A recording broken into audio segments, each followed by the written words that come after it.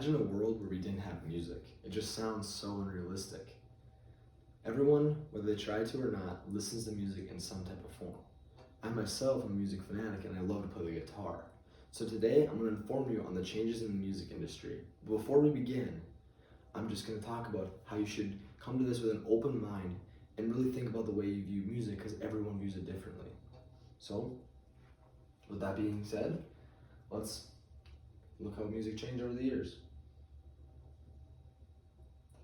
So a new spark in the 60s was the introduction of psychedelic, folk, soul, and dance music. Cruikshank in 2019 stated that the civil rights movement was the biggest part for this type of music and the introduction of these types of sounds, because these were the building blocks of all the sounds we have today, and a new style that was once very odd to us is also common nowadays. This is a big part of the civil rights movement because it just allowed us to express our thoughts freely and give us a new sound in music because of the way people express themselves.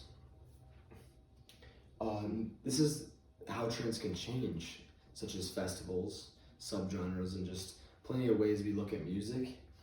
Graph in 2022 stated the formation of subgenres caused a lot of problems, but was also good, such as Woodstock Music, the festival in 69 and 99.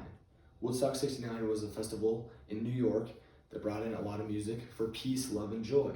It was, their biggest star was Jimi Hendrix, who displayed his great style of guitar and in this sort of jazz funky kind of way of music, and it was more psychedelic type music they played. But in 99 they allowed the subgenre nu metal to come in and kind of display this type of rage style music. So nu metal is when you take heavy metal bands such as Metallica, Slayer, Anthrax, Black Sabbath, and you split it and kind of give it its own sound. And bands that are nu metal are Linkin Park, Korn, Slipknot, that sort of thing. So we saw how music can shift over the years. Now let's look, who are the reasons for that? So all the artists and bands pictured in this slide, such as Van Halen, who is rock, Snoop Dogg, who is rap, Billy Idol, who is plenty of different music, such as pop and rock, B.B. King, who is jazz and the blues, Ozzy Osbourne, who is heavy metal. It's funny that these were all people that came out at different times, but were all popular at the same time and through the generations, which goes to say how Malk et al. In 2015 stated that diversity cannot decrease in music and it can only increase. And this goes to show that the music we listen to today all comes from and sounds from like other things before us. And it really shows that how many types of music there are with the amount of popularity that each one of them has. So this was the biggest thing in the late 80s and the early 90s. Vinyl to CD, the swap from using your pre-recorded, your records and your machine to use your vinyl, play your vinyls on.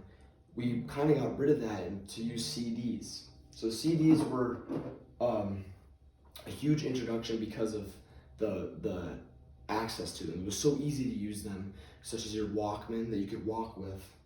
And Pearson in 1992 stated that this is the biggest change for music industry. And I think that's funny because nowadays we have plenty of ways to listen to music, and it's just through our phones, digital media, digital streaming. It's just with the introduction of internet, it's been so life-changing for us the way we view music. And as we start at the end of our speech, let's recap on the things we have talked about.